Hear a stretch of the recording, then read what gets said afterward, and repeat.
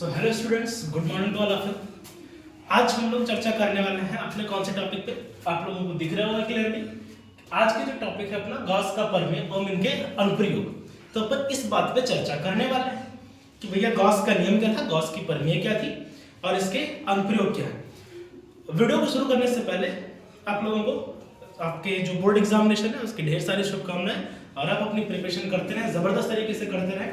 Board examination में जितने भी इंपॉर्टेंट टॉपिक्स हैं, जिन भी टॉपिक्स से आपके क्वेश्चंस बनते हैं, लगभग मैं एक एक टॉपिक लेके आपको 40-45 ऐसे छोटे छोटे लेक्चर्स आपको मेरे सारे के सारे अवेलेबल होंगे। सो हम लोग टाइम को डिले करते ना हुए हम लोग क्या करते हैं, अपने क्लास के सेशन की शुरुआत करते हैं। सो आई होप आ जाओ, हम लोग आते हैं। आपका स्वागत है आपके अपने से प्यारे से यूट्यूब चैनल टाइकून क्लासेस में। सो हमारा सबसे पहले टॉपिक क्या है, गॉस का प्रमेय। क्या होता है गॉस का प्रमेय? गॉस के प्रमेय की अगर हम चर्चा करते हैं तो हम लिखते हैं सबसे पहले गॉस का प्रमेय क्या कहता है। गॉस का थ्योरम, गॉस प्रमेय या गॉस थ्योरम क्या कहती है, इसको समझते हैं सबसे पहले कि गॉस थ्योरम क्या होती है। अगर हम आपसे बात करें गॉस थ्योरम के लिए, तो गॉस थ्योरम कहता है, स्टेटमेंट कहती है कि किसी बंद पृष्ठ, कोई भी अगर क्लोज सरफेस है तो उसी की बात कर रहा है, किसी बंद पृष्ठ से गुजरने वाला कुल फ्लक्स, से गुजरने वाला कुल फ्लक्स उस पृष्ठ से बद्ध आवेश, उस पृष्ठ से बद्ध आवेश Q का 1/ε0 गुना होता है। मैं एक बार के लिए चेक करता हूँ, आप लोगों की विजिबिलिटी देख लेता हूँ, सारी चीज़ें क्लियर हैं कि नहीं है। ठीक है, तो मैं उम्मीद करता हूँ कि आप लोगों को सारी चीज़ें एकदम क्लियर दिख रही होंगी। ठीक है, और चल है ना, तो क्लियर विजिबिलिटी है, शुरू करते हैं। तो इसको क्या लिखते हैं हम लोग, स्टेटमेंट तो ये हो गया। तो यहाँ से जो गुजरने वाला कुल फ्लक्स है तो हम लोग क्या लिखते हैं, फाई बराबर Q/ε0। अच्छा, यहाँ पे हम लोग ये ध्यान रखना कि Q इनक्लोज्ड है, Q सरफेस के अंदर, जिस सरफेस से आप गुजरने वाला टोटल फ्लक्स निकालना चाहते हो उस सरफेस के अंदर टोटल कितना चार्ज प्रेजेंट है, that is the Q enclosed, बद्ध पृष्ठ, उस पृष्ठ के अंदर। जैसे मैं एक एग्जांपल अगर मैं आपको दूं, जैसे मान लो यहाँ पे मैंने ले लिया, ठीक है, तो यहाँ पे मैंने ले लिया Q charge, -2Q charge, 3Q charge, और यहाँ पे हमने ले लिया मान लो Q और 2Q।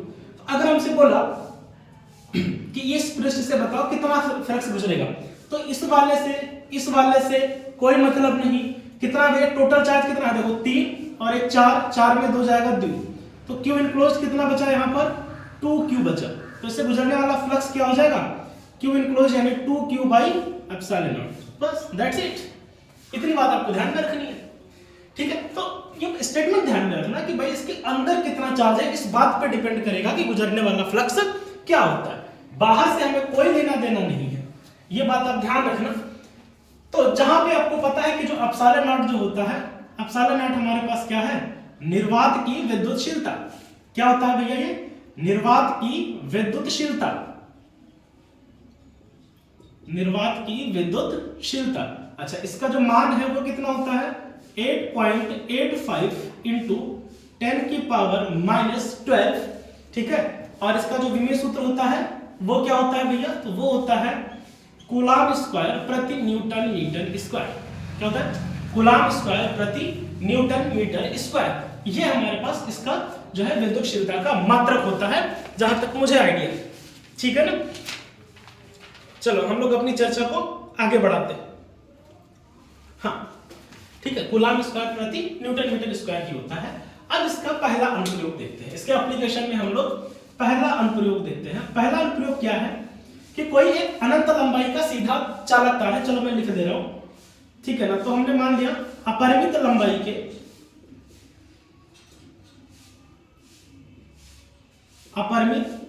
के सीधे धारावाही चालक तार सीधे धारावाही या अनंत लंबाई के सीधे एक चालक तार के कारण निकट वैद्युत क्षेत्र, सीधे चालक तार के निकट वैद्युत क्षेत्र। देखो इसको करने के लिए ना हम लोग 2-3 काम करेंगे। 3 स्टेप आप बड़े कायदे से ध्यान में रखेंगे, ठीक है। 3 स्टेप कौन कौन से? पहला स्टेप आपको ध्यान रखना है कि आपको एक गॉसियन सरफेस एज्यूम करना है, आपको मानना है कि ये हमारे पास एक गॉसियन पृष्ठ है। दूसरा, उस पृष्ठ से गुजरने वाला आपको टोटल फ्लक्स निकालना है। तीसरी बात क्या है कि उसको गॉस के नियम से कंपेयर करना है। तो हम लोग करते हैं, अपने पास देखते हैं, थोड़ा सा ड्राइव करते हैं चीजों को। इधर फिगर में इधर ड्रॉ कर रहा हूं, थोड़ा ध्यान देना, उम्मीद करते हैं क्लियर विजिबिलिटी होगी। तो ये अपने पास में इनफाइनाइट चालक तार है, मुझे नहीं पता इसकी लेंथ कितनी है, ठीक है ना, इसकी लेंथ मुझे नहीं पता है, ठीक है। तो अपन एक चालक तार, चलो मैं इधर ही फिगर में रखता हूं, थोड़ा सा बढ़िया रहेगा। तो ये अपने पास एक कोई फिगर है, ये हमारे पास कोई एक चालक तार है, ठीक है, जिसपे हमने चार्ज दे रखा है, कुछ ना कुछ समय से चार्ज दे रखा होगा। कितना इनफाइनाइट लंबा है मुझे नहीं पता, हाँ, लेकिन मुझे इसके बारे में एक बात पता है। वो बात क्या पता है हमें, अभी मैं आपको बताता हूँ क्या पता है, ठीक है। तो अब हम क्या करते हैं कि ये हमारे पास चालक तार है, इस पे हमने पूरा का पूरा मान लेते हैं प्लस चार्ज हमने इसे दे रखा है। कौन सा चार्ज दे रखा है? मान लो इसे हमने पूरे पर प्लस का चार्ज दे रखा है, और इस पे जो टोटल चार्ज प्रेजेंट है वो कितना है, हम इसका मान लेते हैं। इसका देखो जरा क्या है, हम मानते हैं कि इसका जो रेखीय आवेश घनत्व है, किसकी बात कर रहे हैं, जो हमारे पास रेखीय आवेश घनत्व है, रेखीय आवेश घनत्व लैम्डा, ठीक है ना, वो क्या होता है हमेशा, लैम्डा तो क्या होता है भाई, Q/L, ये हमारे पास रेखीय आवेश घनत्व का फार्मूला है। तो इसका जो रेखीय आवेश घनत्व है वो हमने मान लिया कितना है, रेखीय आवेश घनत्व लैम्डा है। अब हम क्या करेंगे कि इसके चारों ओर हम एक बेलनाकार गॉसियन सरफेस मान लेते हैं। L लंबाई का हमने एक यहां पर क्या ले लिया, L लंबाई का हमने एक लिया है, क्या, एक बेलन लिया है। इसके चारों ओर ये हमारा एक गॉसियन सरफेस है, ये हमने क्या किया, एक गॉसियन सरफेस मान लिया, ठीक। तो ये हमारे पास गॉसियन सरफेस है, और यहां से ये कोई एक पॉइंट है जिसपे हमें वैद्युत क्षेत्र की तीव्रता निकालनी है। कितनी डिस्टेंस है, r डिस्टेंस पे ये पॉइंट P है, जिसपे हमें मान लो वैद्युत क्षेत्र निकालना है। तो एक बात ध्यान रखना, जिस बिंदु पर वैद्युत क्षेत्र निकालना होता है वो बिंदु आपका पृष्ठ पे आना चाहिए, ये बात ध्यान रखना है, ठीक है। तो ये r दूरी पे, अब हमें क्या चाहिए, 2 बातें। हमने क्या कहा, पहला स्टेप तो अपना काम हो गया। पहला काम क्या था अपने पास, पहला काम था चलो कि, अच्छा नीचे दिख रहा है कि नहीं यार, ये भी तो कंफर्मेशन चाहिए, हाँ दिख रहा है, उम्मीद से बढ़िया दिख रहा है। तो पहला काम हमें क्या करना था, हमें गॉसियन पृष्ठ मानना था, हमने गॉसियन पृष्ठ मान लिया, स्टेप पहला हो गया। तो स्टेप पहले में हमने क्या किया, देखो जरा, हमने सबसे पहले गॉसियन पृष्ठ माना, तो माना r त्रिज्या का एक बेलनाकार गॉसियन पृष्ठ है। कैसा सरफेस है, गॉसियन पृष्ठ है, ठीक है, जिसका रेखीय आवेश घनत्व हमने पीछे लिख लिया है कि रेखीय आवेश घनत्व कितना है, लैम्डा है। तो अब हमें दूसरा काम क्या करना था कि हमें इससे गुजरने वाला कुल फ्लक्स चाहिए। तो समझो बात को, हमने 3 एरिया ले लिया, हमने एक छोटा सा एरिया यहाँ पे ऊपर की तरफ ले लिया, ठीक है ना। अब इसका एरिया वेक्टर क्या होगा, इधर ऊपर की तरफ होगा, इसको हमने बोल दिया ds1, और ये प्लस चार्ज इस पे है, तो प्लस चार्ज से इलेक्ट्रिक फील्ड दूर जाती हुई होती है, तो यहाँ से इसके कारण इलेक्ट्रिक फील्ड कितनी है, E है। एक पृष्ठ हमने यहाँ पर ले लिया, ये रहा, ठीक है ना, इसके कारण इसका एरिया वेक्टर किधर जाएगा, इधर हो गया ds2, ठीक है। और एक हमने यहाँ पर ले लिया, और इसका एरिया वेक्टर क्या होगा, नीचे की तरफ होगा, डाउन टू, इसको हमने क्या बोलते हैं, ds3। यहाँ पर ये है इलेक्ट्रिक फील्ड, और यहाँ पर भी देखो ये प्लस चार्ज है, तो इससे इलेक्ट्रिक फील्ड तो किधर जाती हुई होगी, इसी डायरेक्शन में होगी इलेक्ट्रिक फील्ड। तो देखो जैसे मान लो कि हमारे पास एक बेलनाकार पाइप है, यहाँ गॉसियन पृष्ठ है, एक इस वाले सरफेस ऊपर वाले से गुजरेगा, नीचे वाले से, और ये हमारा ये कर्व सरफेस है जिसके लंबवत है, ठीक है। तो अब हम करते हैं, तो इससे गुजरने वाला कुल फ्लक्स निकालते हैं। दूसरे स्टेप में हमें क्या करना है, कुल फ्लक्स निकालना है। तो कुल फ्लक्स कितना होगा, देखो जरा, तो कुल फ्लक्स सिंपल सी बात है कि फाई बराबर φ1 प्लस φ2 प्लस φ3। तो ये कितना होता है भाई, फाई का फार्मूला क्या हो जाएगा, ये close integration E dot D S one plus का vector E dot D S two plus का vector E dot D S three. ये होता ना फ्लक्स का फार्मूला, वैद्युत क्षेत्र की तीव्रता गुणे में एरिया।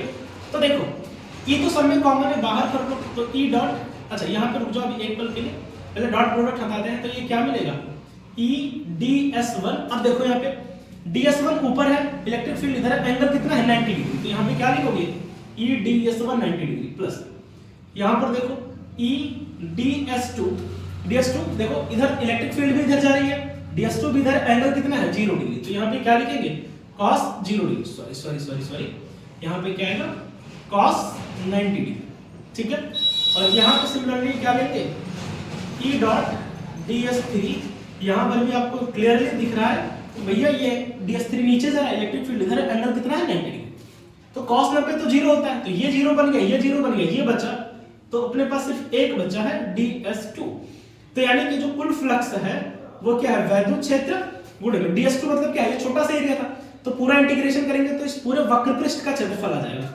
तो क्या लिखेंगे ई गुणे में वक्र पृष्ठ का क्षेत्रफल, वक्र पृष्ठ का क्षेत्रफल। अब हमने कहा था क्या कि भैया ये मान लेते हैं लेंथ रॉड की कितनी है, इसकी l लेंथ का है, कितनी लेंथ का है l लेंथ का है, तो इसकी जो फ्लक्स निकल जाएगा ई वक्र पृष्ठ का क्षेत्रफल होता है 2 pi R L. Question number first, sorry इसको सेकंड बोल दे रहे हैं, यहाँ पे क्वेश्चन नंबर ये फर्स्ट है। क्लियर बात। तो हमने क्या कहा था पहले गॉसेर पृष्ठ मानो, मान लिया, कुल फ्लक्स निकालो, निकाल लिया, तीसरे स्टेप में गॉस के नियम से तुलना करनी है। तो अब क्या लिखोगे आप, गॉस के नियम से तुलना करने पर, गॉस के नियम से तुलना करने पर क्या मिलेगा आपको, देखो जरा। तो गॉस का नियम क्या कहता है, गुजरने वाला कुल फ्लक्स क्या होता है Q बटे epsilon not. Equation number third. तो देखो दोनों तरफ फ्लक्स है, यानी इन दोनों से हम कह सकते हैं एक बात क्या कि भैया जो E into 2 pi R L है, E इंटू में 2 पाई आर एल है, ये बराबर होता है कैसे हो जाएगा Q बटे एप्सिलॉन नॉट। तो E बराबर क्या हो जाएगा 1/2 pi epsilon not Q by L into में अच्छा 2 पाई एप्सिलॉन, अभी अलग कर लेते हैं, ठीक है। देखो ये पूरा इधर गया तो 2 पाई एप्सिलॉन और Q बाई L, और Q बाई L क्या है इसका रेखीय आवेश घनत्व लैम्डा है, ठीक है ना। तो E बराबर क्या मिलेगा 1/2 pi epsilon not r into lambda. और इसको थोड़ा सा बढ़िया डिजाइन देने के लिए हम लिख देते हैं 1/4 pi epsilon not 2 lambda by r। ये किसी एक चालक तार जो कि अपरिमित लंबाई का होता है उसके निकट ये अपने पास क्या होता है वैद्युत क्षेत्र का फार्मूला होता है, वैद्युत क्षेत्र का व्यंजक होता है।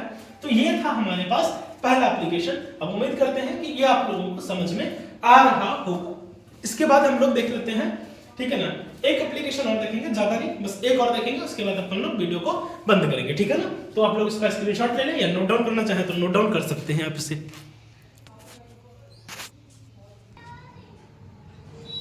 तो चलिए अगला अपने पास टॉपिक है अनंत विस्तार के समतल आवेशित चादर के निकट वैद्युत क्षेत्र। तो हम क्या करते हैं एक आवेशित चादर बना लेते हैं, ठीक है ना, बढ़िया से। तो हमने ये मान लो एक हमने शीट बना ली, चलो अपन लोग एक शीट बना लेते हैं थोड़ा सा, चलो स्केल से ही बना लेते हैं।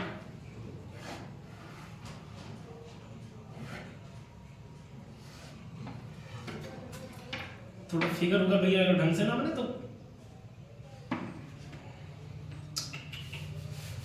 इधर नहीं बना ढंग से, चलो इधर बनाते हैं, थोड़ा बढ़िया बनेगा।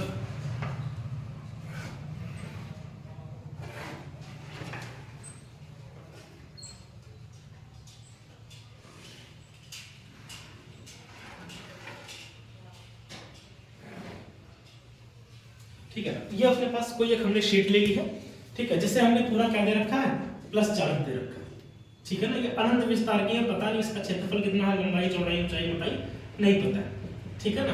अनंत विस्तार की ये हमने एक पतली शीट ले ली जिसे हमने चार्ज कितना दे रखा है Q चार्ज दे रखा है, कितना चार्ज दे रखा है Q चार्ज दे रखा है, इनफाइनाइट शीट है, ठीक है ना। अब यहाँ पे इसको समझने की थोड़ी सी कोशिश करते हैं। हम लोग क्या करते हैं कि इसके चारों सबसे पहले अपना वही काम है, सबसे पहले क्या करना है एक गॉसियन सरफेस मानना। जैसे मान लो मैं मेरे पास कोई कागज है यहाँ पे, हाँ ये देखो, ठीक है, जैसे ही अब ये एक पतली सी शीट है अपने पास, अब इस पे हमने चार्ज दिया। अब ऐसा मत समझना कि मोटाई में है इतनी मोटी उल्टी, ऐसा कुछ नहीं है, बस इसकी लंबाई चौड़ाई नहीं पता है, पतला सी सीट है ऐसे। अब इस पे हमने चार्ज दे रखा है, इस पे चार्ज है, तो हम क्या करेंगे इस पे क्या मानेंगे, एक इस तरीके से हम लोग इस पे क्या करते हैं, पेन नहीं है यहाँ पे मेरे पास है, नहीं तो फिर ऐसे मान लेते हैं, एक गॉसियन सरफेस मानेंगे और इसके नियर अबाउट कहीं निकाल लेंगे और फिर उस तरीके से हमें मिल जाएगा। तो हम क्या करेंगे यहाँ पर एक गॉसियन सरफेस मान लेते हैं। चलो हमने एक गॉसियन सरफेस मान लिया, ये रहा अपने पास गॉसियन सरफेस है, ठीक है ना, बेलनाकार एक गॉसियन सरफेस हमने ले लिया है ये, ठीक है ना, ये अपने पास गॉसियन सरफेस है बेलनाकार, जैसे भी आप समझ लो कोई दिक्कत नहीं है, ठीक है। तो अब हमें क्या करना है, इसके लिए निकालना है, क्या निकालना है भैया, तो इसके निकट में ही वैद्युच्छेद। तो फिर से वही कहानी है, ये हमने गॉसियन सरफेस मान रखा है, ठीक है ना, तो इससे इधर की तरफ इसका एरिया वेक्टर होगा कहीं ये, एक एरिया वेक्टर हम कहीं यहाँ पे ले लेंगे और एक कहाँ पे लेंगे, इसके कोई एक सरफेस पे ले लेंगे, चलो यहाँ पर ले लेते हैं। तो अपना वही काम है जो करते हैं, करना वही है ले दे करके जो अपन लोग करते हैं। तो क्या करेंगे यहाँ पर देखो जरा, 3 सरफेस मान लेते हैं, फिर से वही कहानी है कि माना यहाँ पे मान लो, माना, ठीक है ना, सिग्मा घनत्व वाली, यहां पर हम लोग पृष्ठीय आवेश घनत्व लेते हैं, आवेश घनत्व वाली आवेशित समतल चादर है। तो यहां से आपको सिग्मा की वैल्यू क्या मिलेगी, Q बाई A। एक की इक्वेशन ये मिली, टोटल हमने चार्ज दिया कितने एरिया पर प्रेजेंट है, तो ये उसका क्या हो जाता है, आवेश घनत्व हो जाता है, कौन सा, पृष्ठीय आवेश घनत्व हो जाता है। अब हमें क्या चाहिए भाई, गुजरने वाला गॉसियन पृष्ठ, या ऐसे नाम लिख लो, बेलनाकार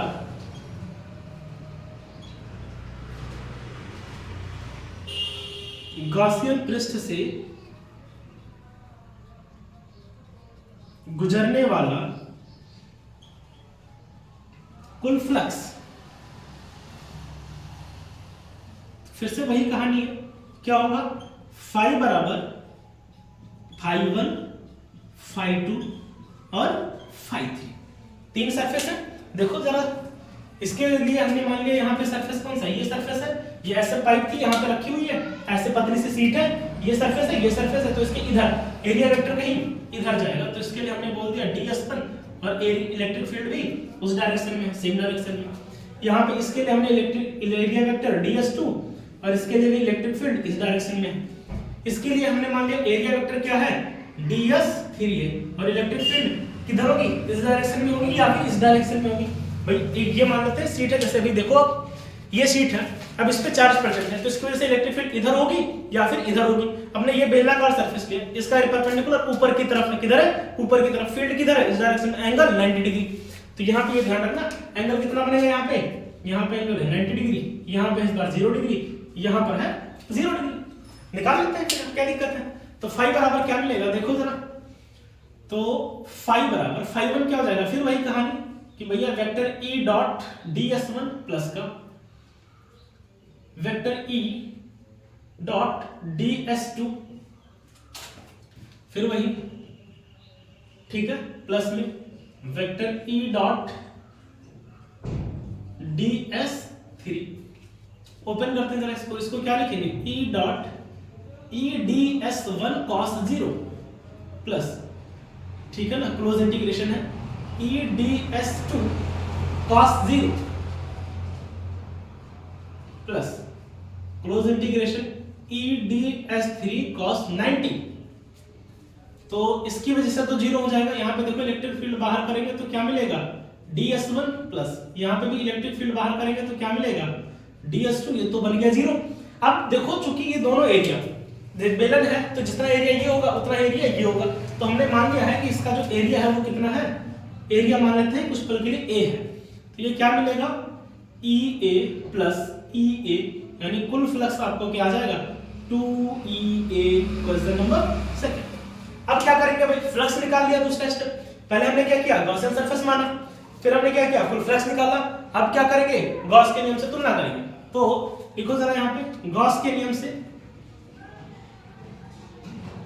गॉस की प्रमेय से या गॉस के नियम से जो बेटर लगे, ये क्या कहता है कि जो कुल फ्लक्स है वो होता है Q बटे एप्सिलॉन नॉट। इसको बोल देते हैं इक्वेशन नंबर थर्ड। तो यहाँ पे देखो जरा क्या दिया हुआ है, 2EA बराबर टोटल चार्ज आपने कितना लिखा है, कैपिटल Q बटे एप्सिलॉन नॉट। तो E निकालना है, तो E बराबर क्या आ जाएगा, 1/2 epsilon not Q by A। तो E की वैल्यू कितना आ गई, सिग्मा अपान 2 एप्सिलॉन नॉट। देखो Q बाई A क्या होता है, सिग्मा होता है। तो अब हमें एक बात यहाँ पे समझने की जरूरत है, यानी कि अगर कोई भी इनफाइनाइट शीट है, अनंत विस्तार वाली कोई शीट है, कोई चादर है, तो उसके लिए जो वैद्युत क्षेत्र की तीव्रता होगी वो दूरी पर निर्भर नहीं करती है। क्या नहीं करती, दूरी पर निर्भर नहीं करती है। ये बात आपको ध्यान में रखना होगा, ठीक बात है। तो अब हम चीजों को उम्मीद करते हैं कि यहाँ तक आपको समझ में आ रहा होगा, ठीक है ना। बढ़िया, सारी चीजें क्लियर दिख भी रही है और ये आपको बातें समझ में आ गई होंगी, ठीक बात है। तो इसी के साथ हमारा गॉस का प्रमेय एक और बचता है, ठीक है ना, गोलीय सेल की वजह से। किसी दिन वो भी टॉपिक अपना आ जाएगा पार्ट 2 लेकर के, ठीक है। और पार्ट 2 में हम लोग करेंगे कुछ इसके बढ़िया वाले 2-4 क्वेश्चंस और एक वो अपना जो डेरिवेशन है। सो अगर आपको वीडियो पसंद आती है, आपको चीजें समझ में आती है, तो आप जरूर कमेंट बॉक्स में बताएं आपको वीडियो कैसी लगी, आपको टॉपिक कैसे लगा, क्या समझ में बढ़िया तरीके से आ रहा है। और अगर आपको वीडियो पसंद आती है, आपके बेनिफिशियल के लिए बेहतर लगती है, तो आप इसको शेयर कर सकते हैं। So thank you so much and thank for watching.